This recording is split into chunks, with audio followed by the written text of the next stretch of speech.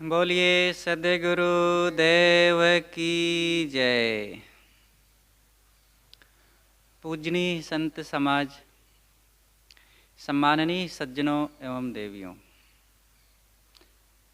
कबीर आश्रम बैगवा कौशाम्बी में प्रातःकालीन सत्संग की सभा में इन दिनों सद्गुरु अभिलाष साहेब जी के जीवन में घटी घटनाओं पर चर्चा चल रही है। कल का प्रसंग था कि कलकत्ता से गुरुदेव जी टाटा नगर गए थे। वहाँ से लौटते वक्त ट्रेन में एक व्यक्ति ने कहा कि मेरा सब रिजर्वेशन है। ये घटना हुई।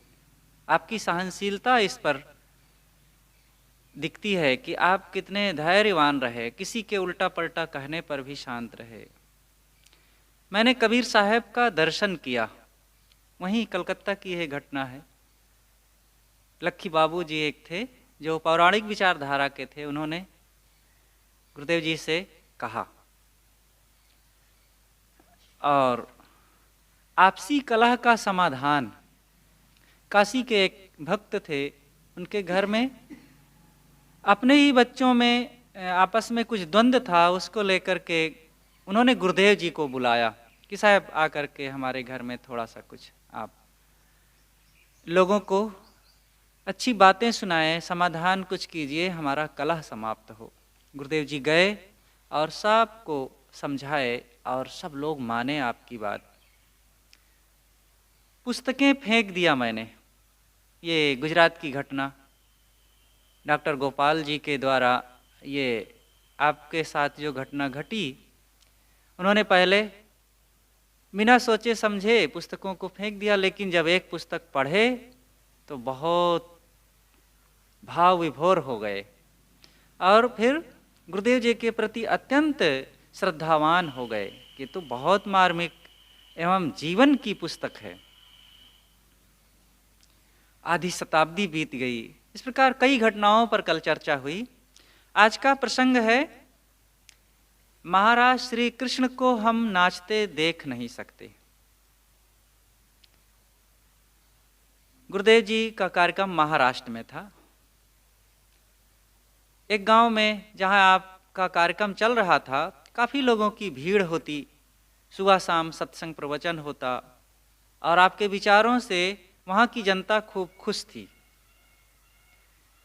लोग बराबर आते, नर नारी सभी आते। 3 दिनों का कार्यक्रम था। 2 दिन बीतने के बाद तीसरे दिन एक सज्जन आए। वो भक्त थे, वो भी गांव के ही थे, लेकिन उनकी विचारधारा कुछ और रही। आए और गुरुदेव जी से कहे कि महाराज शाम को हम आपके पंडाल में, इस पंडाल में कृष्ण लीला करना चाहते हैं। तो गुरुदेव जी ने कहा कि कैसे करेंगे। उन्होंने कहा कि पंडाल में जगह जगह छीके बांधे जाएंगे और उसमें दही लटकाया जाएगा, कुछ लड़के गोपिकाएं बनेंगी और एक लड़का कृष्ण बनेगा और कृष्ण माखन चोरी करेंगे और गोपिकाएं उनको पकड़ेंगी, दौड़ेंगी, साथ में रहेंगी। इस ढंग से ये सब चलेगा और ये भगवान की लीला है महाराज, और ये हम करना चाहते हैं, इससे लोग भी काफ़ी आएंगे। गुरुदेव जी ने कहा लेकिन मैं पंडाल में बैठ नहीं सकता। कहें क्यों महाराज, आप नहीं बैठेंगे तो फिर हमारे इस कार्यक्रम का कोई मतलब नहीं होगा। ये तो भगवान की लीला है, आपको तो बैठना चाहिए। गुरुदेव जी ने कहा कि आपके घर में गाय हैं कि नहीं। कहें है महाराज। कितना दूध होता है। कहें 1.5-2 लीटर होता है। कहें आपके बच्चे किसी के घर में दही या माखन चुराने जाते हैं कि नहीं महाराज, कहीं नहीं जाते हैं हमारे बच्चे चुराने। तब गुरुदेव जी ने कहा कि नंद बाबा के घर में 10,000 गायें हैं और उनके बच्चे किसी के घर में माखन चुराने जाएंगे, दही चुराने जाएंगे। इतनी बात जब वे सुने तो एकदम अवाक रह गए। उन्होंने कहा महाराज हमने इस पर तो कभी सोचा ही नहीं।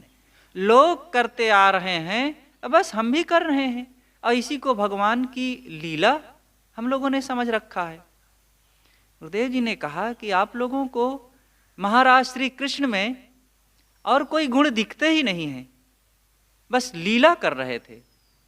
उनको दही और माखन चोर बना करके रखे हो और यही सबसे बड़ी गुणतम गुहि लीला मान रखे हैं। ये ठीक नहीं है। इस प्रकार जब गुरुदेव थोड़ा समझाए तब उन्होंने कहा, महाराज मेरी तो आंखें खुल गई आपकी कृपा से, और ये सब तो बहुत अनर्थ है। जो हमारे इष्ट हों, जो हमारे कल्याण और साधन भजन में सहयोग करते हैं जिनके विचार, और उनको ऐसे नचाना और ये सब व्यवहार करना ये उचित नहीं है। गुरुदेव जी ने कहा बिल्कुल, ये सब यही तो हिंदू समाज को तोड़ करके रख दिया है। और फिर वे बहुत आपके प्रति श्रद्धावान हुए और कहा, महाराज ये सब हम नहीं करेंगे, और फिर अंततः नमस्कार करके चले गए। यही घटना एक दूसरी घटी इलाहाबाद के कुंभ मेले में। ये सन 1989 की बात है। एक दिन गुरुदेव अपने कुछ साथियों के साथ बैठे थे, दो व्यक्ति आ गए और कुशल समाचार हुआ बंदगी दंडवत के पश्चात। फिर गुरुदेव जी ने उनसे पूछा कि भाई कैसे आना हुआ, कहाँ से आना हुआ, आपके आने का क्या प्रयोजन है। उन्होंने कहा, महाराज हम यही मेले में ही रह रहे हैं इन दिनों और आपके पास आए हैं। हम चाहते हैं कि आपके पंडाल में कृष्ण लीला हो जाए, भगवान श्री कृष्ण की लीला हम करना चाहते हैं। तो आपका पंडाल रहेगा और आपसे कोई खर्चा नहीं लिया जाएगा, हम लोग सब अपने खर्चे से काम कर लेंगे, जो उसमें चढ़ावा चढ़ेगा उसी में हम संतोष कर लेंगे, आपसे अलग से कुछ नहीं लेंगे। महाराज आपसे यही चाहते हैं कि आप अपना पंडाल हमको दे दीजिए एक दिन के लिए। तो गुरुदेव जी ने कहा कि हम महाराज श्री कृष्ण को नाचते हुए नहीं देख सकते और हमारे पंडाल में तो ये संभव ही नहीं है। आपने उन्हें और भी समझाया कि यह सारी विकृति हिंदू समाज को डुबा करके रख दिया है। ये महाराज श्री कृष्ण को नचाना, जो एक तरफ महान योगी हैं, महान क्रांतिकारी हैं, सर्वहारा के पक्षधर हैं और इंद्र के विरोधी हैं, कर्मकांडों का सब प्रकार से विरोध करने वाले हैं, आत्मज्ञानी हैं, ऐसे महाराज श्री कृष्ण को आप लोग नचनिया बना करके रख दिए हो और चोर बनाते हो। ये कहाँ की समझदारी है। और फिर गुरुदेव जी ने कहा कि यही हम लोगों की, हिंदू समाज की कमजोरी को ईसाई और मुस्लिम मिशनरियां खूब भुनाती हैं और कहती हैं, देखो तुम्हारे श्री राम, तुम्हारे श्री कृष्ण कैसे हैं, ये चोरी करते हैं, माखन चुराते हैं और गोपिकाओं के साथ आंखें मटकाते हैं, हाथ मटकाते हैं और ताक झांक करते हैं, नाचते हैं, और भी अनेक उदाहरण गुरुदेव जी दिए। और हमारे यहाँ आओ, हमारे मोहम्मद साहब, हमारे ईसा मसीह जी ऐसे नहीं हैं। तो यही दुरुपयोग किया जाता है हमारे पूर्वजों का, क्योंकि हमने ही उनको ऐसे कुछ व्यवहार करने वाले बना रखे हैं और उसी में हमें मजा आता है, यही हमने भक्ति मान रखी है। तो ये भक्ति नहीं है कि अपने इष्ट को चोर और व्यभिचारी बना देना। तो जब इतनी बात सुने तो एकदम दंग रह गए और दो टूक बातें जब गुरुदेव जी ने कहा साफ साफ, तो कहा, महाराज हम नहीं समझते थे कि इस तरह से महाराज श्री कृष्ण का ये स्वरूप है और यह भी रासलीला भी कहीं गलत हो सकती है। लेकिन आपकी बातों से जब हम विचार करते हैं और आपकी बातों को सुन करके लगता है कि ये तो बहुत अनर्थ है, किंतु कहाँ लोग मानते हैं। जहाँ जो एक बार चिपक जाता है फिर उसको छोड़ना नहीं चाहता है। लेकिन अपने पंडाल में तो ये फिर हो ना सका और वे फिर चले गए। तो ये लीला आज जाकर के देखिए, कुंभ मेलों में, चाहे हरिद्वार हो, प्रयाग का कुंभ मेला हो, बड़े बड़े पंडालों में जगत गुरु और मंडलेश्वर लोग हैं, और बस 2-4 लड़कों को कृष्ण और गोपिका बना दिए और कूद रहे हैं, उछल रहे हैं और पता नहीं क्या क्या कर रहे हैं। बड़े भावपूर्वक लोग देखते हैं, झांकते रहते हैं। भगवान की लीला है। और कैसे लड़के होते हैं? महाउद्दंड और चंचल स्वभाव के, और वे भगवान बन गए। और भगवान बन गए तो चलो अच्छा है, कम से कम एक घटना का वहाँ पर वे नाटक कर रहे हैं, उल्लेख कर रहे हैं। वो घटना भी विभत्स करके और उसको देख करके क्या मिलने वाला है लोगों को? महाराज श्री कृष्ण के, महाराज श्री राम के जो मर्यादित व्यवहारिक, आध्यात्मिक, वैचारिक और क्रांतिकारी पारिवारिक एकता और संगठन की भावना, साधना का पक्ष, उनको ये लोग नहीं छूते हैं। बस इन चीजों में बड़ा इनको आनंद आता है।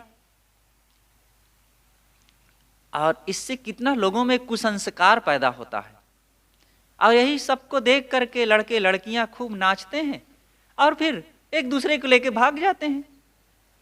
और फिर लोग कहेंगे कि समाज बदलता जा रहा है, समाज बिगड़ रहा है।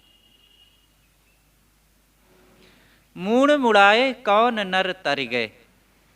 एक बार गुरुदेव जी का कार्यक्रम इलाहाबाद के CMP डिग्री कॉलेज में हुआ।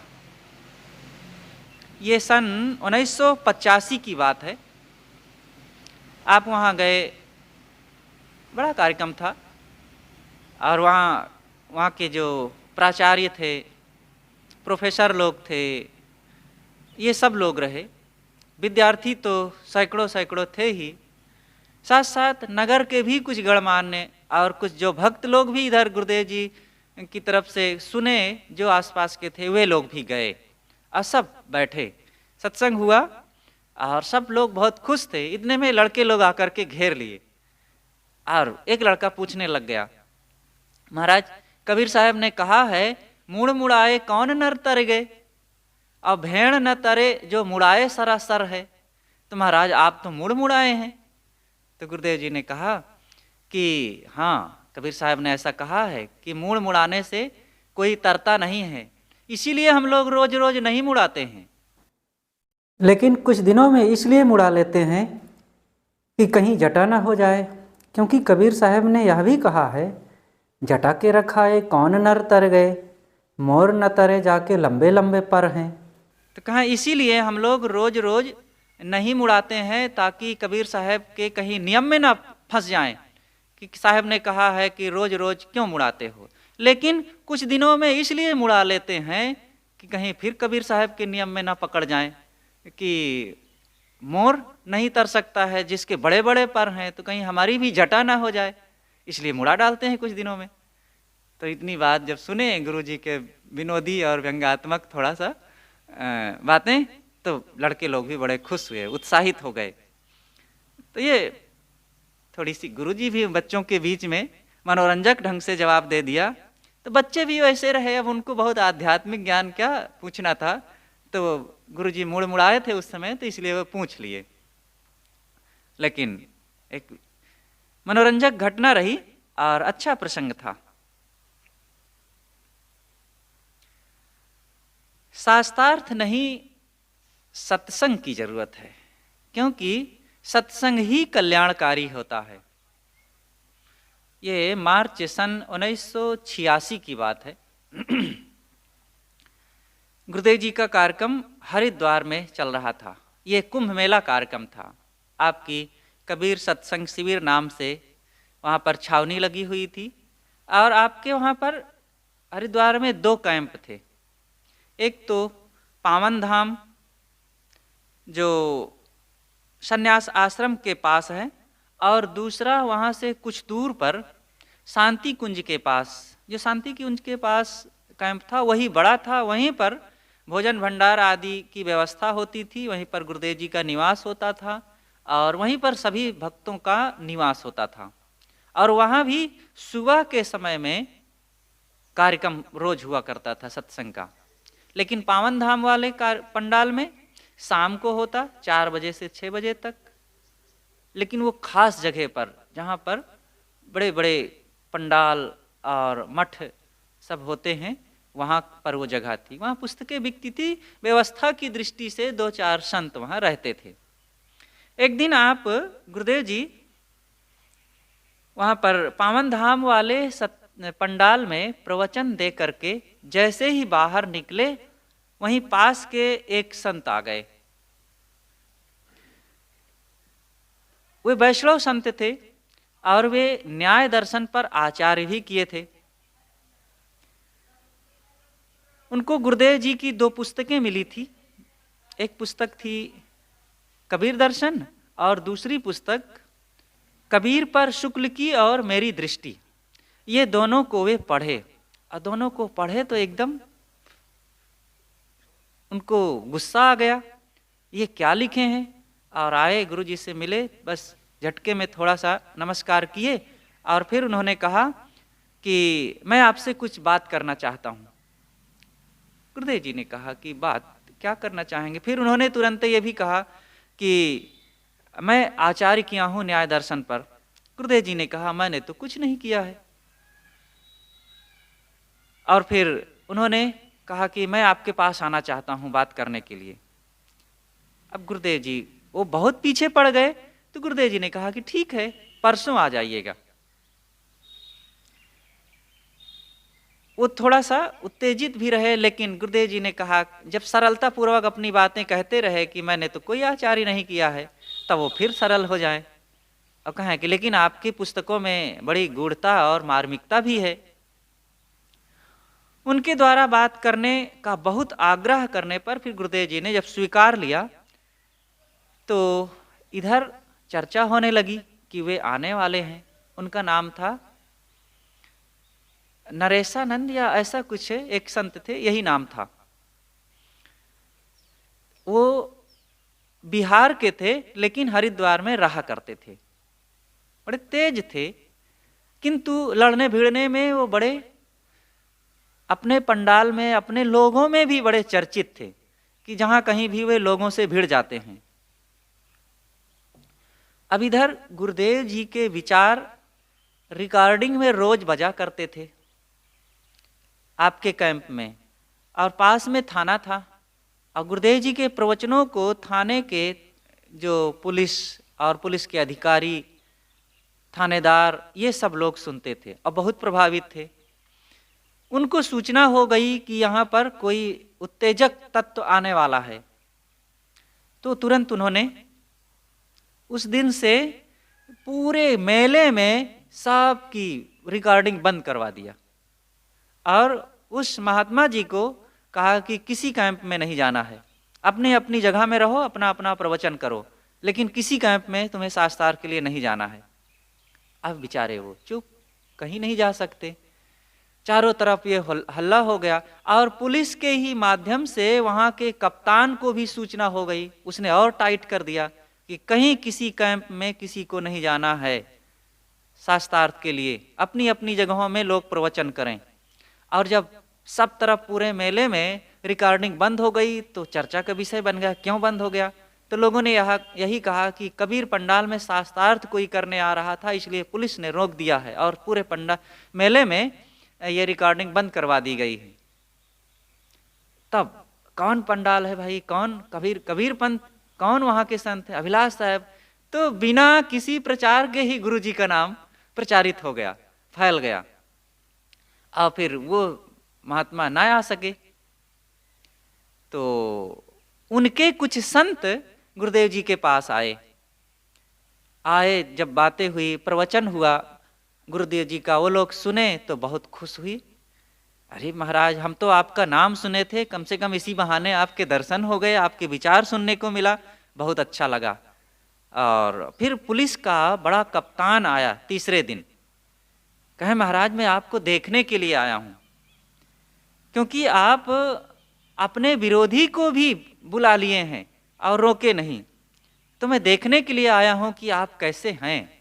आपके विचार तो मैं सुनता रहा, लेकिन आज मैं आपको देख करके बहुत खुश हुआ, आपके विचारों को सुन करके बहुत अच्छा लगा। एक दिन गुरुदेव अखंडानंद आश्रम की सभा में भोजन के लिए आमंत्रित हुए। वहाँ गए, वहाँ के जो खास संत थे वे जब भोजन होने लगा तो बहुत प्रभावित थे और फिर गुरुदेव जी से कहे कि चारों तरफ पूरे मेले में आपकी ही चर्चा हो रही है। अब ये बड़े संत थे तो उन्होंने कहा कि पूरे मेले में आप ही की चर्चा हो रही है, आपकी ही सुकीर्ति चारों तरफ फैली हुई है। अब उस समय वहाँ की उन दिनों साधारण गांव की अनपढ़ स्त्रियां भी जो मेले में जाएं तो लोगों से पूछें, भैया कहाँ शास्त्रार्थ होने वाला है, कहाँ शास्त्रार्थ होने वाला है। शास्त्रार्थ की बड़ी चर्चा हो गई थी कि कबीर पंडाल में शास्त्रार्थ होने वाला है। इस प्रकार से पूरा आपका जो उस समय जो सन 1986 का मेला था, एक व्यक्ति विरोध किया और वो लड़ना भिड़ना चाहा तो वो तो ना हुआ, लेकिन उसके कारण गुरु जी का बिना प्रचार किए ही प्रचार हो गया और उसने आकर के हराना चाहा, डाउन करना चाहा और अपनी ख्याति सुकीर्ति फैलाना चाहा, लेकिन क्वचित दोष गुणायते, कभी कभी दोष भी गुण बन जाते हैं। गुरु जी की शांत प्रवृत्ति और सहज सादे रहे, सीधे साधे ढंग से बात कर लिए कि ठीक है आ जाइए। आपका मन तो नहीं था, लेकिन बहुत उनके हट करने से फिर कह दिया और फिर सरकारी ढंग से वो सारी रुकावट हो गई कि मेले में ये उत्पात हो सकता है और इस ढंग से शास्त्रार्थ में कोई हारेगा, कोई जीतेगा, कोई बकवास करेगा, उसमें फिर कोई विरोधी तैयार होगा, तो पूरी तरह से रोक ही दिया। तो उन्होंने डाउन करना चाहा और गुरु जी का अपने आप नाम ऊपर हो गया और फिर गुरु जी की पुस्तकें बहुत बिकने लगी, आपके पंडाल में श्रोताओं की भीड़ बढ़ गई, आपके चारों तरफ नाम फैल गया। तो इस ढंग से ये सन 1986 का प्रथम कुंभ मेला था हरिद्वार का आपका, लेकिन प्रथम कुंभ मेले में ही आपकी हरिद्वार, ऋषिकेश आदि जगहों में, देहरादून में आपका बहुत उस समय प्रचार हो गया अपने आप। तो वास्तव में जो शांत रहे, सहनशील रहे, विवाद से बचना चाहे, अपने विचार को कहे, बहुत लड़ने की किसी से अपने तरफ से कोई बातें न सोचे, उसका स्वाभाविक प्रकृति सहयोग करती है। और जो अनावश्यक लड़ने भिड़ने की, शास्त्रार्थ की, हराने की और जीतने की भावना रखता है, प्रकृति अपने आप उसके साथ फिर समझौता करती है, उसको सीख देती है। ऊंच नीच और छुआछूत शास्त्र सम्मत नहीं है। उसी साल ये हरिद्वार को मेले की ही बात है, सन 1986 की ही। गुरुदेव जी का कैंप लगा था, वहीं पास में कैलाश आश्रम है। एक गणेशानंद जी महाराज थे, तो वे आए, गुरुदेव जी के बड़े प्रेमी थे और अच्छे संत थे। उनके हमने दर्शन किया है प्रयाग कुंभ मेले में सन 2001 में। तो वे गुरुदेव जी के प्रति बड़े श्रद्धावान थे। बाद में फिर वे मंडलेश्वर भी हो गए। तो गुरु जी के पास जब आए तो गुरुदेव जी ने कहा कि आप तो मंडलेश्वर हो गए, मैं तो कुछ भी नहीं हूँ।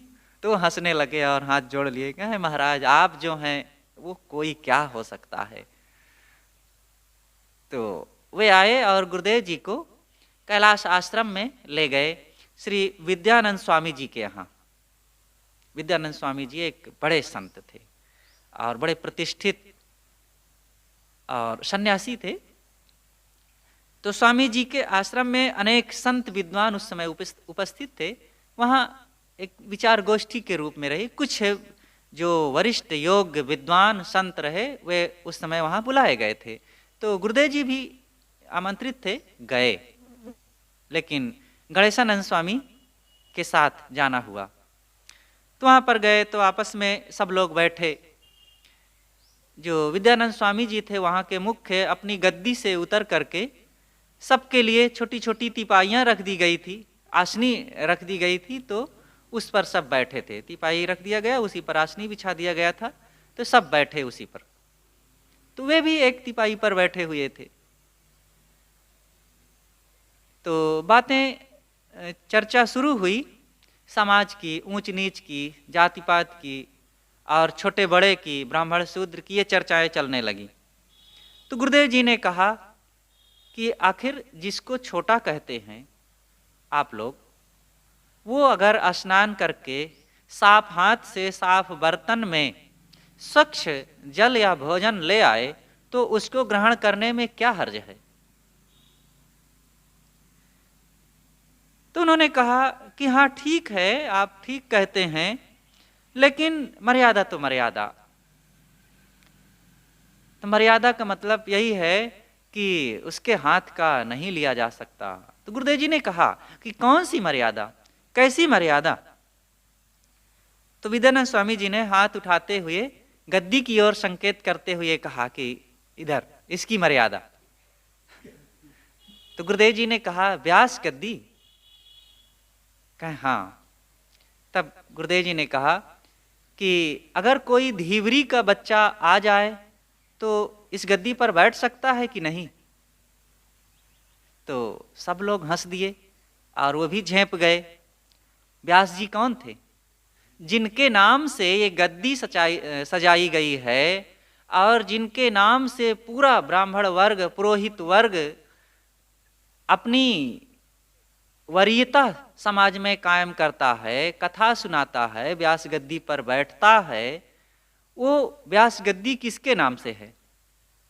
वह व्यास जी जो धीवरी के बच्चा थे, केवटिन के एक गरीब स्त्री के बच्चा रहे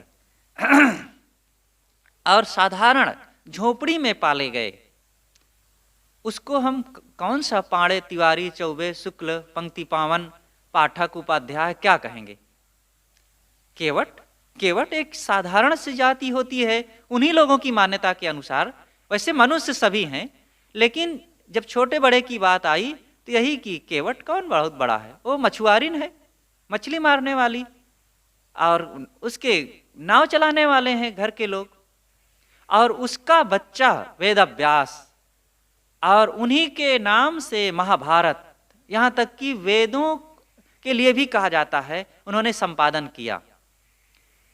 और सभी शास्त्र उन महापुरुष से जोड़े जाते हैं। संस्कृत में वेदव्यास, हिंदी में कबीर साहब के नाम से ये बहुत से वाणियां प्रचलित हैं।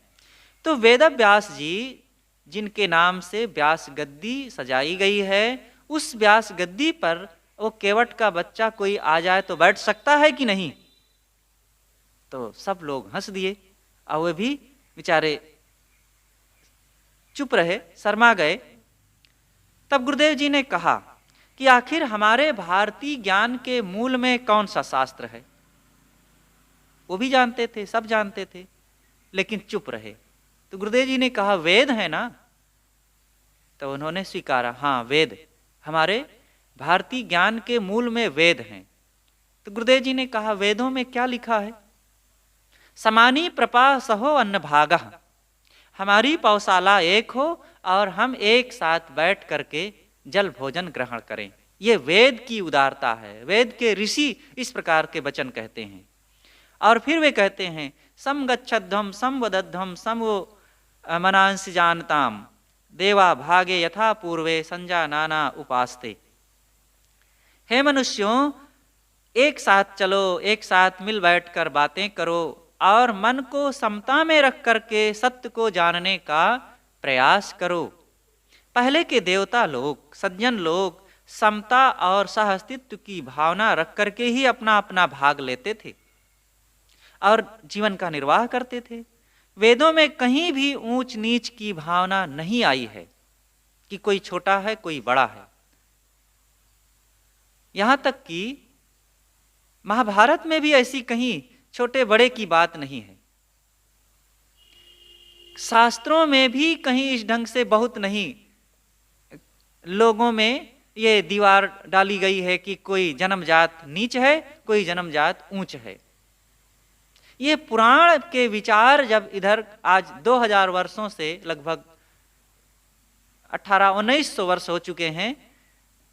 पुराण जब आए और इसमें तमाम प्रकार की ये ऊंची नीची बातें लिखी गई, तब से समाज को पूरा गंदा करके रख दिया गया है और इन्हीं विचारों से पूरा हिंदू साहित्य जो पौराणिक विचार हैं वे सब रंग डाले गए हैं। तो गुरुदेव जी ने जब इस प्रकार साफ निष्पक्षता पूर्वक अपनी बातें कहे तो सभी लोग गंभीरता से सुने और महसूस किए कि बात यही सच है। हम लोग जो ये सब मान रहे हैं और किसी को छोटा किसी को बड़ा करके भेद की दीवार खड़ी कर रखे हैं, ये स्वार्थपूर्ण बातें हैं जो निष्पक्ष नहीं है, जो न्यायपूर्ण नहीं है और शास्त्र सम्मत भी नहीं है। इसलिए इन बातों को हमें मिटा करके समाज में समता और प्रेम का व्यवहार करना चाहिए और सबको आगे बढ़ने का मौका देना चाहिए। इससे सदाचार पनपेगा, आपस में भाईचारा बढ़ेगा और एक दूसरों से प्रेम बढ़ेगा, देश और हमारा राष्ट्र मजबूत बनेगा। किसी को छोटा किसी को बड़ा और किसी को बिना गुण के ही उसका बखान करते रहें और किसी को गुणवान होते हुए भी तिरस्कार करते रहेंगे तो इससे हमारा समाज टूटेगा, देश टूटेगा और हमारी शक्ति कमजोर होगी कि नहीं होगी। ये कहाँ से हम लोग ऐसा सोच रहे हैं। तो बहुत मार्मिक वहाँ का जो प्रसंग रहा, सुन करके लोगों को भी बड़ा अच्छा लगा, गदगद हुए, लोगों ने महसूस भी किया और वे स्वामी जी भी महसूस किए। आगे का प्रसंग है, काले लोग किनके अंश हैं।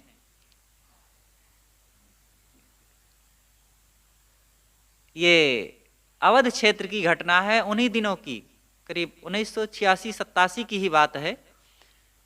गुरुदेव जी का कार्यक्रम अयोध्या से उत्तर एक गांव में था।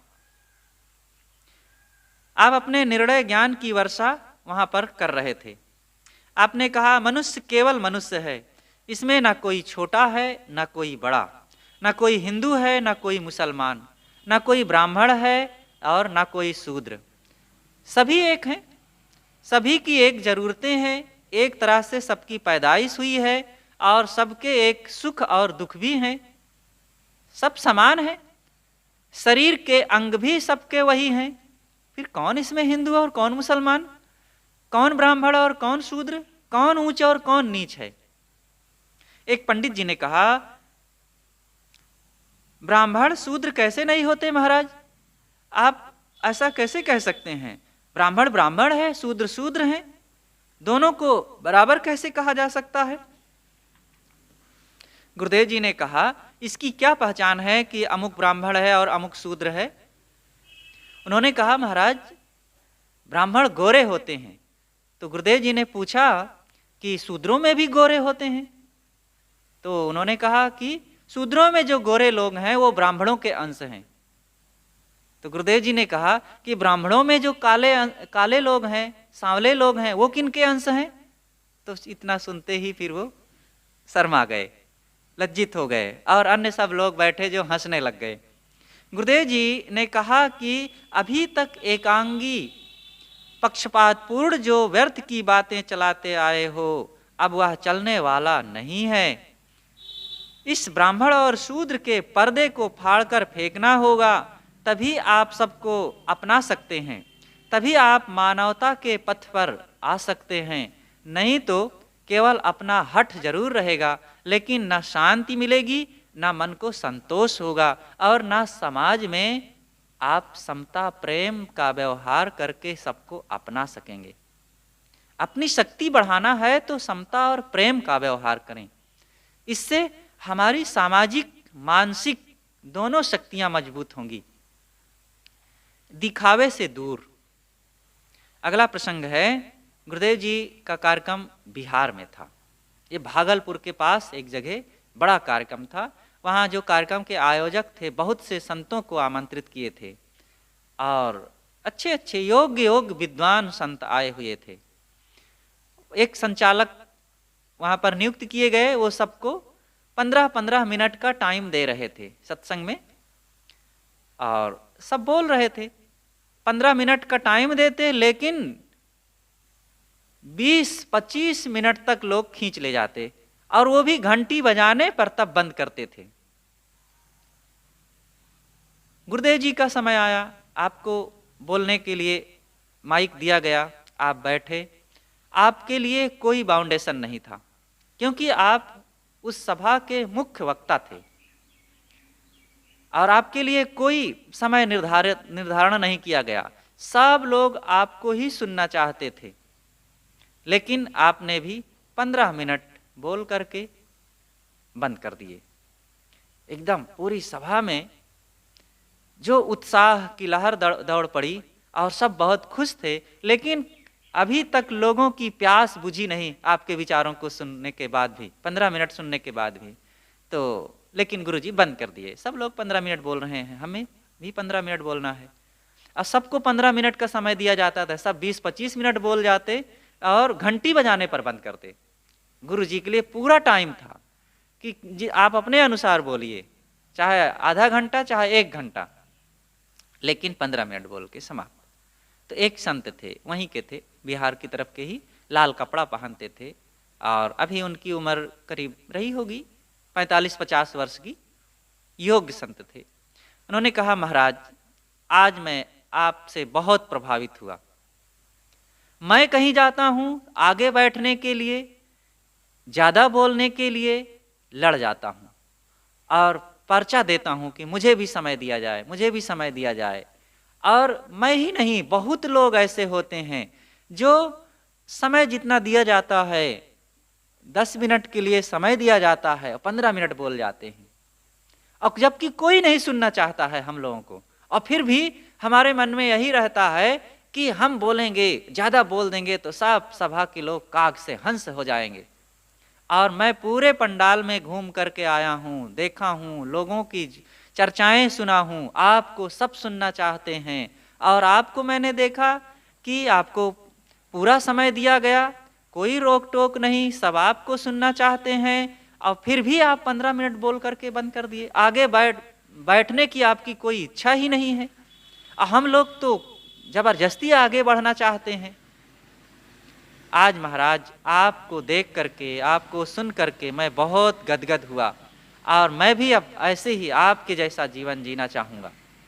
इस प्रकार से वो बहुत खुश हुए। गुरुदेव जी ने कहा कि क्या है अपने को बहुत दिखाना, अब लोग हमें आगे बैठा देंगे तो हमें क्या मिल जाएगा, और हम ज़्यादा बोल देंगे तो लोग हमारी बातों से बहुत बदल जाएंगे क्या।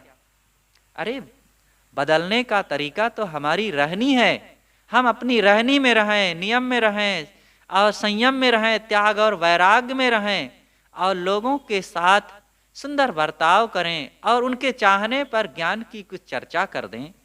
ये बहुत प्रदर्शन करना, नाम और रूप को दिखाना और अपने वाक शक्ति का कला दिखाना, इससे समाज में कोई गहरा लाभ नहीं होता है किसी को। आपकी बातों को सुन करके वे बहुत खुश हुए और बहुत प्रभावित भी हुए। तो दिखावे से सदैव आप दूर रहे। इस ढंग की और भी अनेक घटनाएं आगे आएंगी। विवादी से विवाद ना करना। गुरुदेव जी एक बार सदगुरु श्री प्रेम साहब जी के दर्शन करने के लिए गए। श्री प्रेम साहब जी विशाल साहब जी की तपस्थली बंधिया बाग, जो सरैया गांव में पड़ता है, वहां पर ठहरे हुए थे।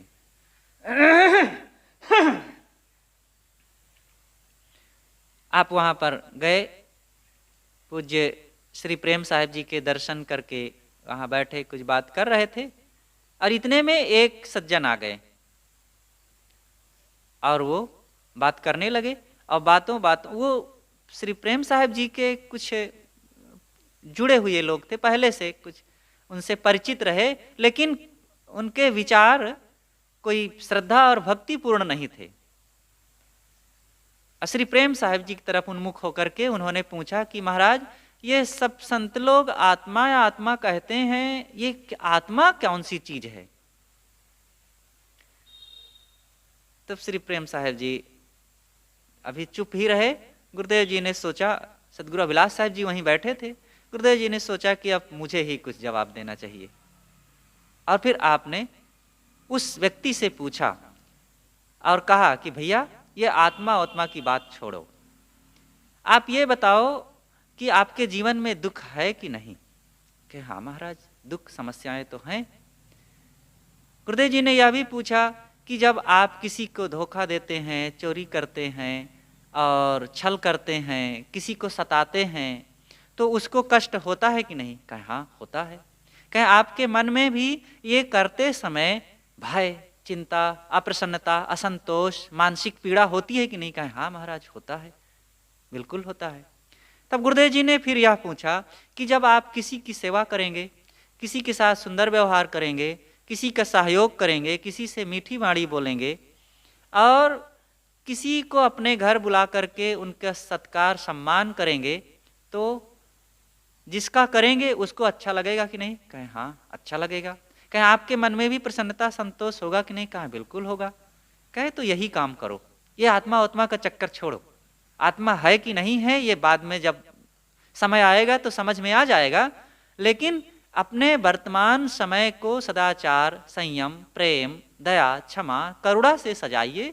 ये हर इंसान की जरूरत है और इंसान कोई भी हो, हिंदू हो या मुसलमान, ब्राह्मण हो या शूद्र, सबकी ये आवश्यकता है, यही काम करो। और इतना जब गुरुदेव जी थोड़े में 2 मिनट में समझाए तब वो शांत हो गए और संतुष्ट भी हो गए। उसके सारे प्रश्न भी समाप्त हो गए, अब वो कुछ पूछ भी नहीं सकता था। तब थोड़ी देर में वो प्रणाम करके चला गया। तब श्री प्रेम साहिब जी कहते हैं कि भैया तुम तो 2 मिनट में बात खत्म कर दिए, अभी हम होते तो इससे 1 घंटा खोपड़ी लड़ाते और कोई समाधान न होता, और ये तर्क पर तर्क बहसबाजी करता रहता और हम कोई समाधान न कर पाते। तब गुरुदेव जी ने कहा कि साहब हम ऐसे लोगों से बहस नहीं करते हैं, ऐसे लोगों को समझाया नहीं जा सकता है। जो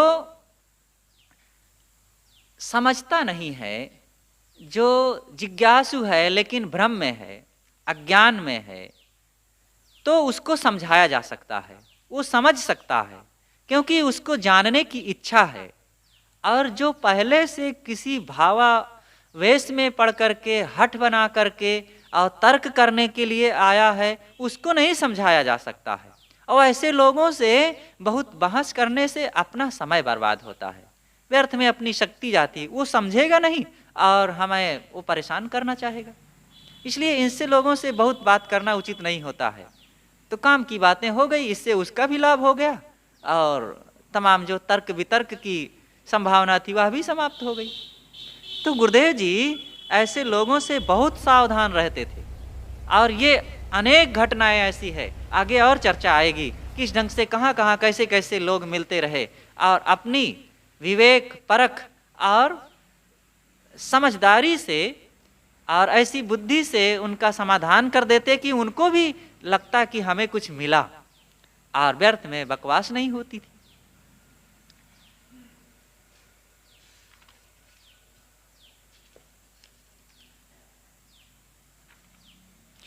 संतोष से उन्नति। एक बार सदगुरु अभिलाष साहब जी प्रीतम नगर कबीर आश्रम में थे।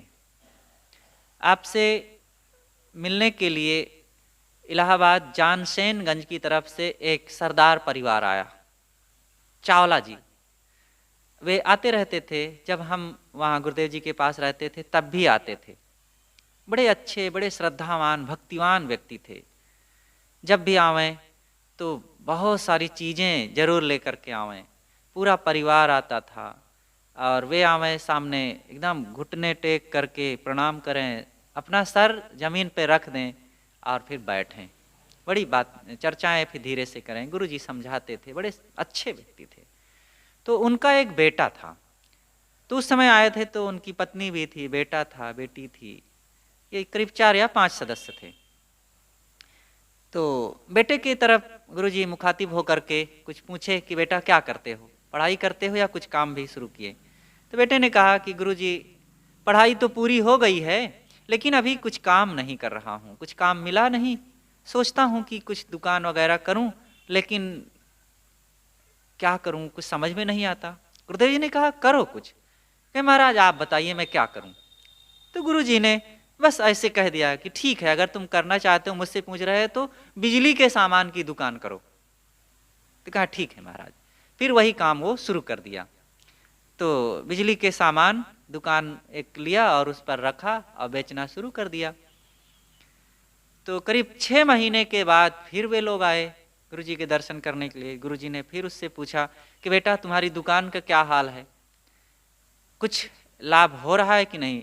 कहे महाराज लाभ तो विशेष कुछ नहीं हो रहा है, बस काम चल रहा है, ज़्यादा अभी तो कुछ नहीं है। गुरुजी ने कहा कि घबराओ मत, लगे रहो, मेहनत करो और नियम से बैठो, अच्छा सामान रखो और उचित मार्जिन लेकर के ग्राहकों को सामान दो और किसी ग्राहक के साथ कटुता का व्यवहार ना होने पावे, ये ध्यान रखना और चिंता नहीं करना, होगा समय से, घबराना नहीं।